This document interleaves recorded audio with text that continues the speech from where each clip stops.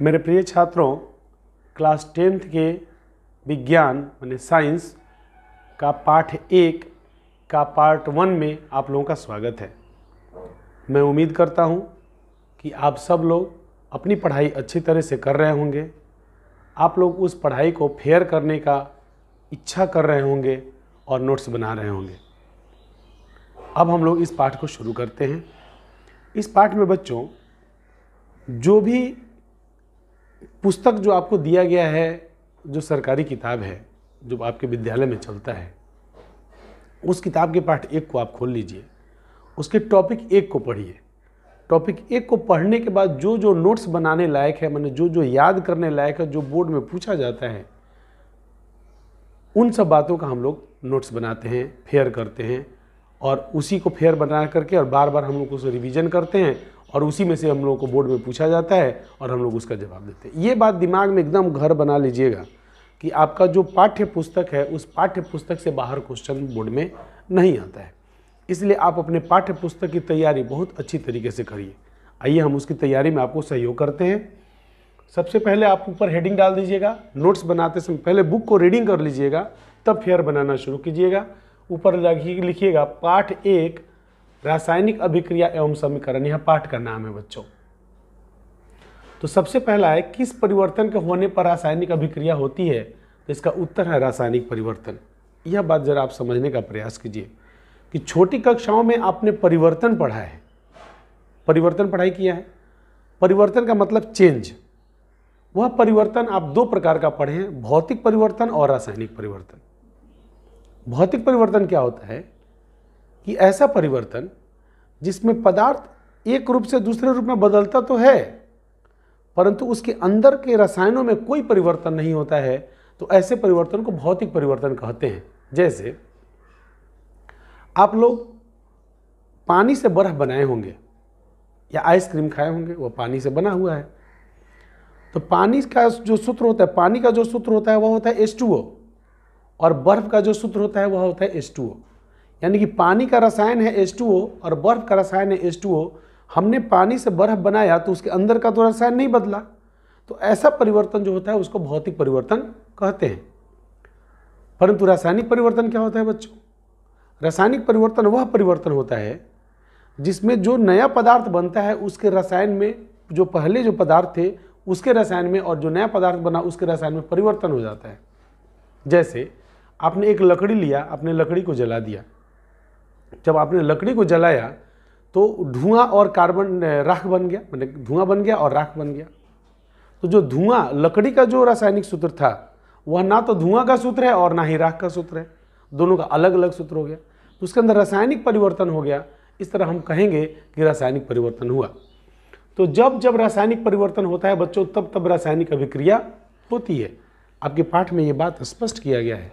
अब आप लोगों को यह यहाँ पर याद करना है कि रासायनिक अभिक्रिया की परिभाषा क्या होती है। आइए रासायनिक अभिक्रिया की परिभाषा यहाँ लिखे हैं। रासायनिक अभिक्रिया मीन्स केमिकल इक्वेशन, वह प्रक्रिया जिसमें कोई पदार्थ अकेले या अन्य पदार्थों के साथ क्रिया करके एक या अधिक भिन्न गुण वाले पदार्थों का निर्माण करता है, तो उस प्रक्रिया को रासायनिक अभिक्रिया कहते हैं। जैसे मैग्नीशियम रिबन को जलाने पर वह चमकदार श्वेत लौह के साथ जलकर श्वेत चूर्ण में बदल जाता है। मैग्नीशियम रिबन आपको प्रयोगशाला में मिल सकता है बच्चों। आप लोग वहाँ जा कर के उसको जलाइएगा तो चमकदार श्वेत लौह के साथ, जैसे आँख पर लगेगा कि चमक रहा है, ऐसा चमकदार श्वेत लौह के साथ जलेगा और जो चूर्ण बचेगा वह श्वेत चूर्ण, माने राख उसका जो बचेगा वह श्वेत राख होगा। यहाँ पर कुछ महत्वपूर्ण बात है। मैग्नीशियम ऑक्साइड का रंग कैसा होता है? तो उत्तर होगा श्वेत होता है। दूसरा, मैग्नीशियम के जलने पर उसके लौह का रंग कैसा होता है? तो उत्तर रहेगा चमकदार श्वेत होता है। अब प्रश्न, रासायनिक अभिक्रिया के संपन्न होने के क्या लक्षण हैं? किसी प्रक्रिया में निम्नलिखित का उत्तर, किसी भी प्रक्रिया में निम्नलिखित लक्षणों में से किसी एक के प्रदर्शित हो जाने पर हम कहते हैं कि उस प्रक्रिया में रासायनिक अभिक्रिया हो गई है। नंबर 1, अवस्था में परिवर्तन। कहने का मतलब यदि हम कोई प्रक्रिया कर रहे हैं और उसमें पदार्थ की अवस्था में परिवर्तन हो जाता है तो हम समझेंगे रासायनिक परिवर्तन हुआ। तो हम लोग अवस्था में परिवर्तन हो गया तो कहेंगे कि रासायनिक अभिक्रिया हो गया।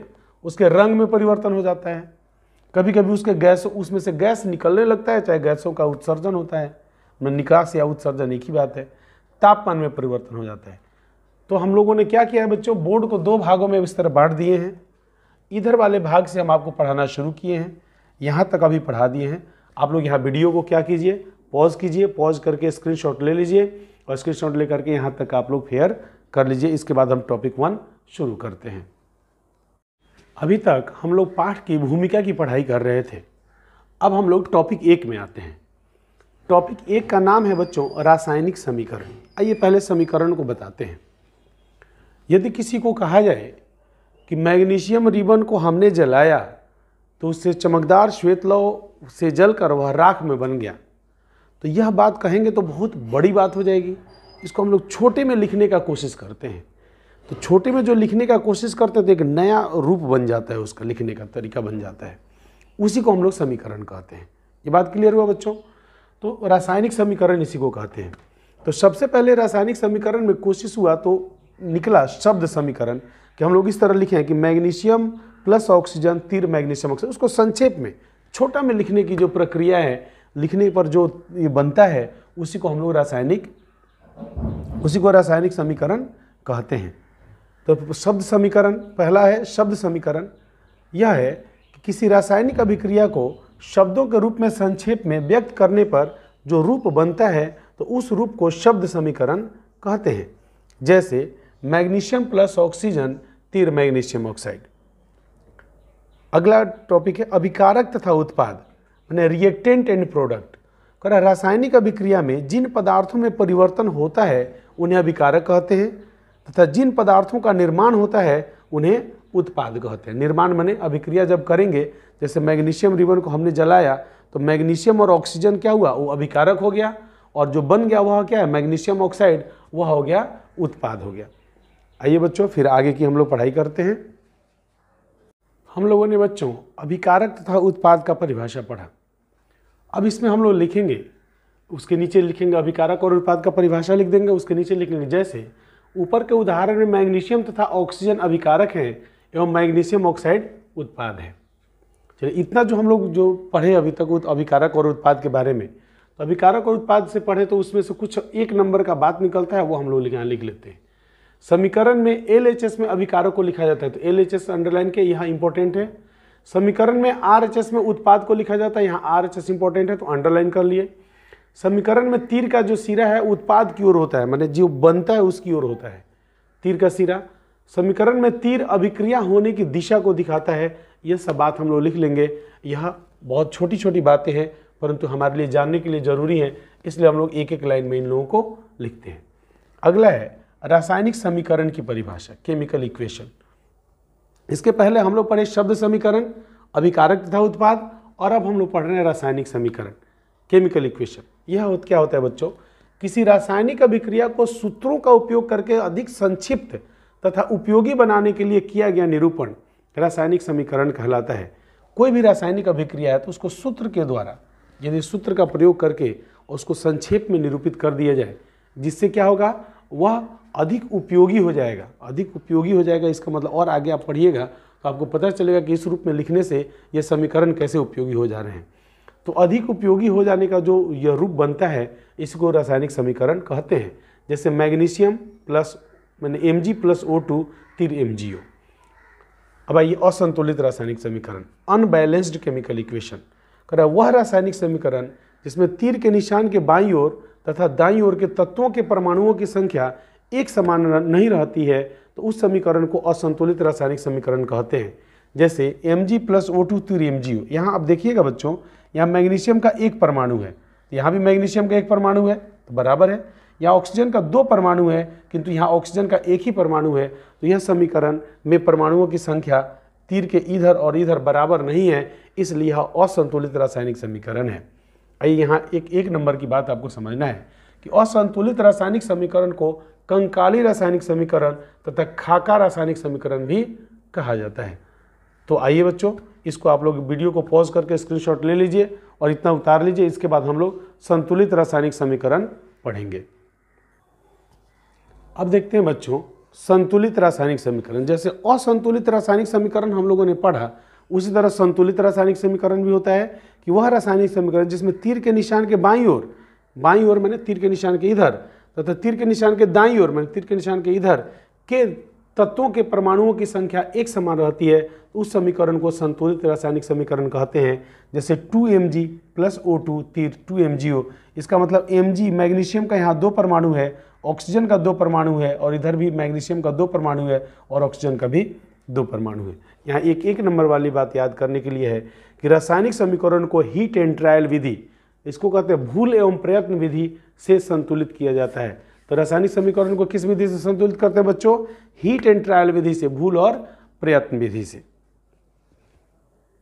बच्चों अब टॉपिक 1 में ही हम लोग एक प्रश्न को डील करेंगे कि रासायनिक समीकरण को संतुलित करना क्यों आवश्यक है। इसी क्वेश्चन को दूसरे तरह से भी कहा जा सकता है कि संतुलित रासायनिक समीकरण का क्या महत्व है। ठीक है ना बच्चों? तो रासायनिक समीकरण जो हम लोग लिखते हैं, कई बार वह संतुलित होता है, कई बार संतुलित नहीं होता है। तो संतुलित क्यों करना चाहिए, इसके बारे में हम यहाँ बात समझ रहे हैं। देखिए यहाँ पर हम लोग कह रहे हैं कि द्रव्यमान संरक्षण के, उसका उत्तर है द्रव्यमान संरक्षण के नियम के अनुसार अभिक्रिया के दौरान न तो द्रव्यमान का निर्माण होता है और न ही विनाश होता है।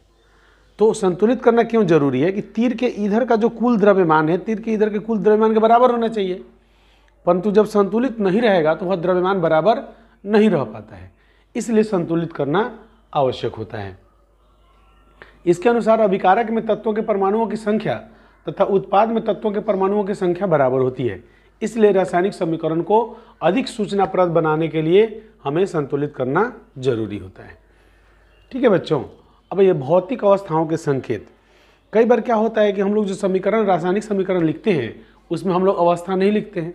तो अवस्था नहीं लिखने से वह बहुत सूचनाप्रद नहीं होता, और यह भी ध्यान रखना है कि हमेशा हम अवस्था नहीं लिखते जब तक आवश्यक नहीं हो, माने जरूरी नहीं हो। जब तक माने कहा नहीं जाए या जब तक जरूरी नहीं हो तब तक रासायनिक समीकरण में हमको अवस्थाओं के संकेत नहीं लिखना होता है। परंतु यह अवस्था का संकेत यदि लिखना पड़े तो क्या लिखना पड़ेगा? यदि वह पदार्थ सॉलिड है तो उसके बगल में हम लोग S लिखेंगे, यदि वह पदार्थ लिक्विड है तो L लिखेंगे, यदि वह गैसियस है तो गैस लिखेंगे, यदि वह एक्वस है तो AQ लिखेंगे। AQ माने जल में घुलित अवस्था में। आइए इसको एक उदाहरण के द्वारा आपको समझाते हैं। जैसे एक अभिक्रिया हम लोग अभी सीख रहे हैं, बार बार सीख रहे हैं कि Mg + O2 तीर MgO, सीख रहे हैं ना। यदि इसमें हमको यह अवस्था लिखना पड़ेगा तो हम लोग क्या लिखेंगे? यहाँ पर लिखेंगे S, क्योंकि मैग्नीशियम सॉलिड होता है, ऑक्सीजन गैस होता है और यह सॉलिड है। तो देखिए इस तरह हम लोग अवस्थाओं के संकेत लिख लेते हैं। तो बच्चों आप लोग क्या कीजिए, वीडियो को पॉज करके स्क्रीनशॉट ले लीजिए, स्क्रीनशॉट ले करके इसको अपने फेयर में उतार लीजिए। अब आगे इस टॉपिक का क्वेश्चन आंसर है, उस क्वेश्चन आंसर को हम करा देते हैं। हम लोग का टॉपिक 1 समाप्त हो चुका है बच्चों, और टॉपिक 1 के पीछे कुछ अभ्यास दिया है, उस अभ्यास के प्रश्नों को हल करते हैं। सबसे पहला क्वेश्चन है कि जलाने से पहले मैग्नीशियम रिबन को साफ क्यों किया जाता है? तो इसका उत्तर है बच्चों कि मैग्नीशियम रिबन को जब हम लोग इसी तरह रख देते हैं तो हवा में जो नमी है, नमी की उपस्थिति में ऑक्सीजन से अभिक्रिया करके उसके ऊपर सफ़ेद आवरण एक बन जाता है। जब हम उसको जलाएंगे तो वह आवरण भी ना जलेगा और आवरण का भी राख भी उस राख में आ जाएगा, तो हमको शुद्ध मैग्नीशियम ऑक्साइड प्राप्त नहीं होगा, इसलिए हम लोग उसको साफ करके तब जलाते हैं।